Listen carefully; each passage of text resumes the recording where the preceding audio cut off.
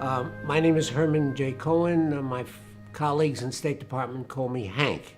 And I had a very interesting experience when I was Assistant Secretary of State in South Africa, because there was a lot of discussions going on about are the white people going to end apartheid, this system of segregation where the blacks were totally repressed and the 15% of the population who were white were getting all the economic advantages. And the whole world was against South Africa. There were sanctions. The U.S. had sanctions. Europeans had sanctions. And the question was, would change be able to come about? Well, in August of 1989, there was an election in the white community. The blacks never participated in an election. And it looked like a new generation of whites were coming to power. The old guard who had started apartheid were in their 80s, and they had to leave. So new people were coming in. And one of the leading candidates of the main white party was F.W. DeKlerk, the Minister of Education. So I went down to South Africa in August of 1989. I asked to see him. He was the leading candidate and most likely to be elected president.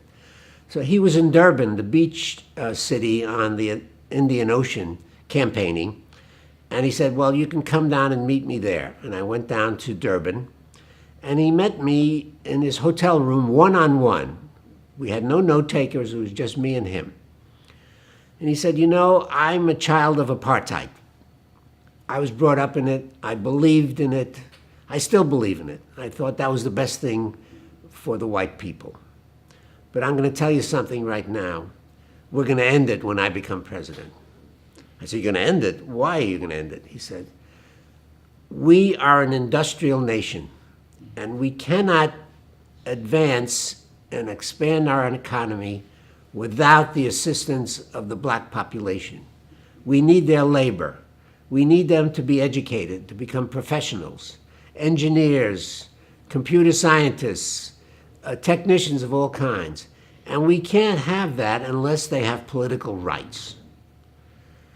So when I become president, we're going to legalize the African National Congress, the Communist Party, everything that all the political organizations of the blacks, and we're going to release Nelson Mandela.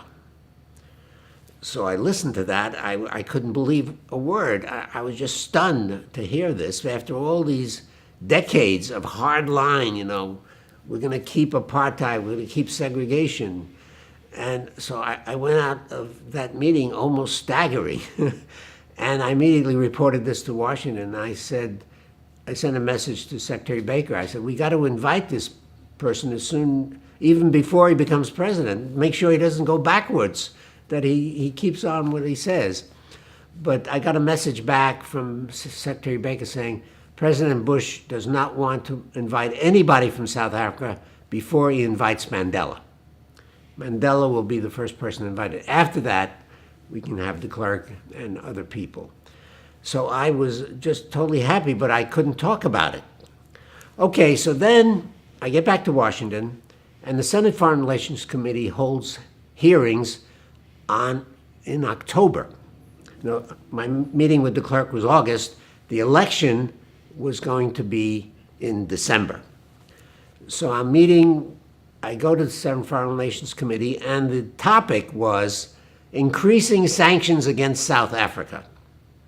So the question that was going to come along, that they sent us in advance, was what has been the impact of sanctions on South Africa? And this led to a big debate in the State Department because we knew President Bush hated those sanctions. So we couldn't come out and say, the sanctions were great. They really made them think again about their policy. So we came up with compromise language. Sanctions had the most difficult impact on the black community because it stopped investments and it caused a rise in black unemployment. The whites didn't suffer economic hardship, but they had a psychological impact on the whites, and they got them to think about maybe their system wasn't that great. So I was authorized to give this to the Senate Foreign Relations Committee. So I go up there, and Senator Simon says, ask the question. And I gave the answer. And then, after I gave that answer, it said, well, it sounds to me like we have more sanctions. That'll really push them over the top. So knowing what DeKlerk told me, what he was going to do after he got elected, I said, Senator, yeah, that's something to talk about, maybe increasing sanctions. But, they're having an election, new people are coming in, you never know what they're going to be doing. So let's have another session of this committee in February. And I'll be very happy to talk about increasing sanctions at that point. So they said, yes, okay, that's a deal. We'll meet again in February.